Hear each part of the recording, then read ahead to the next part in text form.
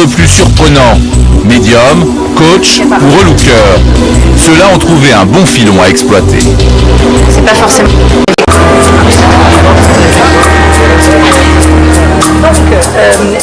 Et bien sûr, pas de salon du divorce sans le stand réservé aux détectives privés. Notaire pour le partage, etc. Les clients qui sont venus au salon sont, je dirais, à 90% à peu près des femmes, 10% des hommes, sur des problématiques complètement différentes. Certains ont déjà divorcé, et là on est confronté à des gens qui ne payent pas leur pension alimentaire. D'autres qui vont divorcer et qui s'interrogent sur « Ah oui, mais mon mari a planqué des biens à droite à gauche et je ne sais pas où ils sont ». Ou alors, c'est la femme qui pense, ou le mari qui pense que son conjoint a une relation adultère, elle va vouloir le confirmer. Le divorce, une épreuve douloureuse et parfois très conflictuelle. Près de la moitié des séparations entraînent une guerre juridique. Et au centre des conflits, des enjeux financiers. Ce matin, Nathalie a rendez-vous avec maître Béatrice Usan, avocate spécialisée dans les divorces. Cette femme au foyer vit le calvaire depuis 1 an.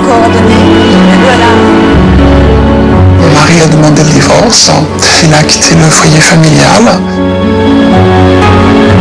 Plus de 15 ans de vie commune, un enfant, et puis un jour Nathalie soupçonne son mari de la tromper. La maîtresse serait l'une de ses subordonnées. Je suis déjà depuis très longtemps avec la femme avec qui il est aujourd'hui. Et vous avez indiqué que c'était sa maîtresse? Ah, pas du tout, il était dans le déni total en disant mais pas du tout, c'est ma collaboratrice, en aucun cas, enfin ne te méprends pas, tu déraisonnes. Pourtant, quelque temps plus tard, son mari quitte la maison familiale. Il lui annonce qu'il ne pourra lui verser qu'une petite pension. Le loyer de son appartement, dit-il, est trop élevé. Mais Nathalie le soupçonne de mentir.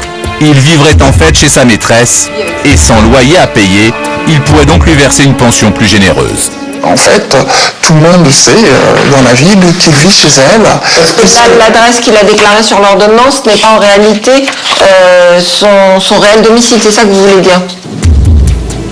Et donc pour vous, votre mari n'aurait aucune charge locative? Tout à fait. Donc il a donné de fausses informations concernant ses dépenses. Niveau des revenus, le tribunal fait état d'un revenu mensuel de 9 648 €. C'est cela. L'homme gagne très bien sa vie. C'est un notable influent. Et Nathalie veut prouver quel est le véritable train de vie de son mari. Pour l'instant, elle touche une pension provisoire de 1 200 €. Son avocate pense avoir la solution. Je pense que une solution qui serait plus adéquate serait de procéder à une filature. Ça permettrait de prouver que l'adresse qu'il a donnée au juge n'est pas conforme à la réalité.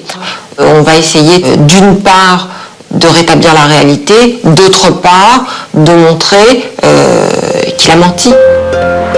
L'avocate l'a convaincue. Nathalie reprend espoir. Un détective pourrait apporter les preuves qui lui manquent. Pour l'instant, elle ne parvient pas encore à faire le deuil de son mariage. Elle se sent humiliée et bafouée. La rencontre avec l'enquêteur privé. Bonjour madame. C'est Didier Roche qui va mettre en place la filature de son mari. Je vous en prie, installez-vous. Il semblerait que monsieur se prenne pour Dieu le maître au sein de sa ville. Il vit avec sa collaboratrice dans un appartement de fonction qui ne leur coûte rien.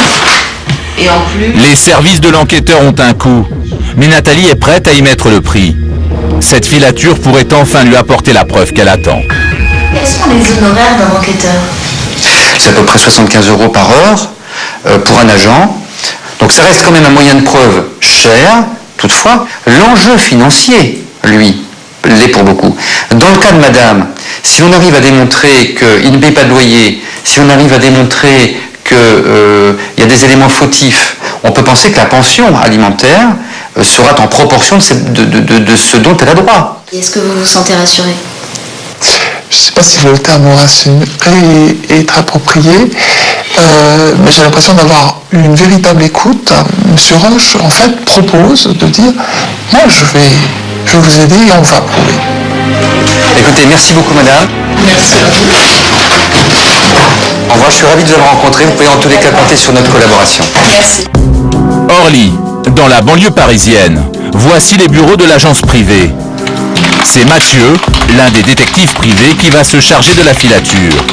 Son visage sera masqué pour ne pas compromettre ses futurs plans.